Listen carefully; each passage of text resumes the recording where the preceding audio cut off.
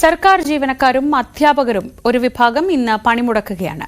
സെറ്റോയുടെ നേതൃത്വത്തിൽ പ്രതിപക്ഷ സർവീസ് സംഘടനകളും ജോയിന്റ് കൌൺസിലിന്റെ നേതൃത്വത്തിൽ സിപിഐയുടെ സർവീസ് സംഘടനകളുമാണ് പണിമുടക്ക് പ്രഖ്യാപിച്ചിരിക്കുന്നത്.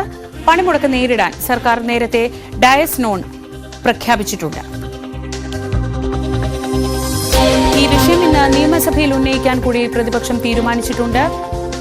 സ്വാഭാവികമായും ഭരണപക്ഷാനുകൂല സംഘടന, അതും ഏറ്റവും പ്രധാനപ്പെട്ട ഭരണപക്ഷാനുകൂല സംഘടനയായ ജോയിന്റ് കൌൺസിൽ കൂടി ഈ സമരത്തിൽ പങ്കെടുക്കുന്നത് സർക്കാരിനെ പ്രതിരോധത്തിലാക്കുന്നുണ്ട്. അതേസമയം CPM അനുകൂല സംഘടനകൾ പണിമുടക്കാത്ത സാഹചര്യത്തിൽ ഇത് കാര്യമായി ഇന്നത്തെ പ്രവർത്തനങ്ങളെ ബാധിക്കില്ല എന്നാണ് പ്രതീക്ഷിക്കുന്നത്. ആയിഷത്തുൽ ഷംന വിവരങ്ങളുമായി ന്യൂസ് ഡെസ്കിൽ നിന്ന്. ഷംന, ഇപ്പോൾ ജോലിക്ക് കയറേണ്ട സമയമായി വരുന്നു. സ്വാഭാവികമായും CPM അനുകൂല സംഘടനകൾ പണിമുടക്കാത്ത സാഹചര്യത്തിൽ കാര്യമായി ബാധിക്കില്ല. പക്ഷേ ജോയിന്റ് കൌൺസിൽ അത്ര ആൾബലമില്ലാത്തൊരു സംഘടനയല്ല. എത്ര കണ്ട് ഇത് ഇന്ന് സെക്രട്ടേറിയറ്റിന്റെ പ്രവർത്തനത്തെ ബാധിക്കും?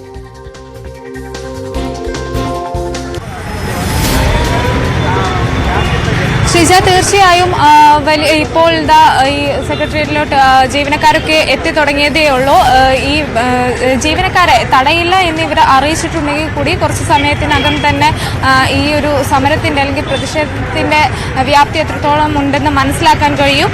ഈ ജോയിന്റ് കൌൺസിലും ഒപ്പം തന്നെ കോൺഗ്രസ് സംഘടനകളും ഈ സമരത്തിൽ പങ്കെടുക്കുന്നുണ്ട്. CPM പങ്കെടുത്തില്ലെങ്കിൽ പോലും ഈ രണ്ട് സംഘടനകളും സർക്കാരിന്റെ ഒരു വിഭാഗം ജീവനക്കാരും അധ്യാപകരും പ്രതിഷേധിക്കുന്നതുകൊണ്ട് കൂടി തന്നെ എത്ര കണ്ട് ഇനി ഇതിന്റെ വ്യാപ്തി ഉണ്ടാവുന്നു നമുക്ക് വരും മണിക്കൂറുകളിൽ തന്നെ മനസ്സിലാക്കാം. നമുക്ക് എന്തായാലും ഇപ്പോൾ ജോയിന്റ് കൌൺസിൽ പ്രതിനിധി നമ്മുടെ ഒപ്പമുണ്ട്.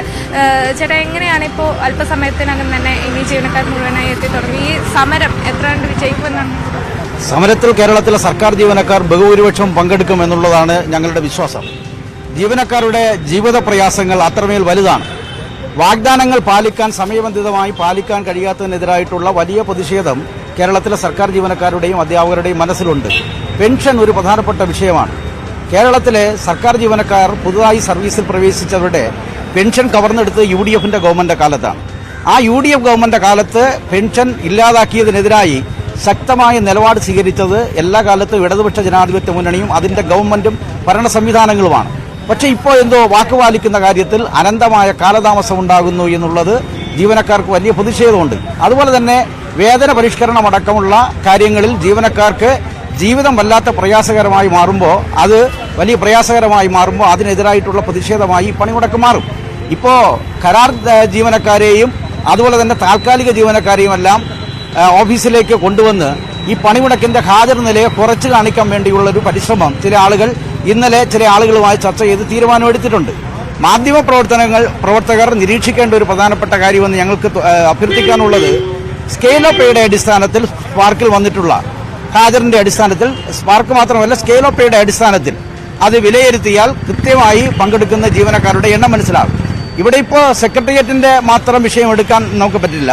മുഴുവൻ കേരളത്തിലെ പ്രാദേശിക ഘടകങ്ങൾ മുഴുവൻ, പ്രാദേശിക ഭരണ സംവിധാനങ്ങൾ മുഴുവൻ നിശ്ചലമാകുന്ന ഒരു പണിമുടക്കായി ഈ പണിമുടക്ക് മാറും. പ്രാദേശിക തലത്തിലുള്ള പഞ്ചായത്ത് ഓഫീസുകൾ, വില്ലേജ് എക്സ്റ്റൻഷൻ ഓഫീസുകൾ, കൃഷിഭവനുകൾ, മൃഗാശുപത്രികൾ തുടങ്ങി പ്രാദേശിക ഭരണകൂടങ്ങൾ മുഴുവനായി നിശ്ചലമാകുന്ന തരത്തിലേക്ക് ഈ പണിമുടക്ക് മാറും എന്നുള്ള കാര്യത്തിൽ ഒരു സംശയമില്ല. ഇപ്പോൾ രാവിലെ മുതൽ തന്നെ ജീവനക്കാർ ഓഫീസിന്റെ കവാടങ്ങളിലേക്ക് എത്തി തുടങ്ങിയിട്ടുണ്ട്. അവിടെ നിന്നുകൊണ്ട് ജീവനക്കാർ അവരുടെ മനസ്സിന്റെ പ്രതിഷേധം ഏറ്റവും ശക്തമായി ഉന്നയിക്കുന്ന തരത്തിലേക്ക് ഈ പണിമുടക്ക് മാറാൻ പോവുകയാണ്. അത് തന്നെയാണ് പറയാനുള്ളത്. ഒരു വിഭാഗം ആളുകളാണ് ഈ പെൻഷൻ പരിഷ്കരണം, അതുപോലെ ശമ്പള വർധനവ് തുടങ്ങിയ കാര്യങ്ങൾ, പുതിയ ശമ്പള പരിഷ്കരണം തുടങ്ങിയ കാര്യങ്ങളിലൊക്കെ പറഞ്ഞുകൊണ്ടാണ് അവർ ഇന്ന് പണിമുടക്കുന്നത്. എന്തായാലും അല്പസമയത്തിനകം തന്നെ ഈ പണിമുടക്കിന്റെ ഒരു ആഴം അത് എത്രത്തോളം ഉണ്ടെന്ന് നമുക്ക് വ്യക്തമാക്കാൻ സാധിക്കും. ജീവനക്കാരെ കൂടി ഇപ്പോൾ 9:30 ആവുന്നതേയുള്ളൂ.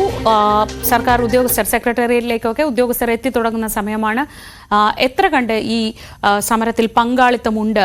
ഒരു വിഭാഗം CPMലെ തന്നെ ഒരു വിഭാഗം തൊഴിലാളികൾക്ക് ഇക്കാര്യങ്ങളിൽ എതിരഭിപ്രായങ്ങളുണ്ട്. അവർ ഈ സമരത്തിന് ഐക്യദാർഢ്യം പ്രഖ്യാപിച്ച് മാറി നിൽക്കുമോ?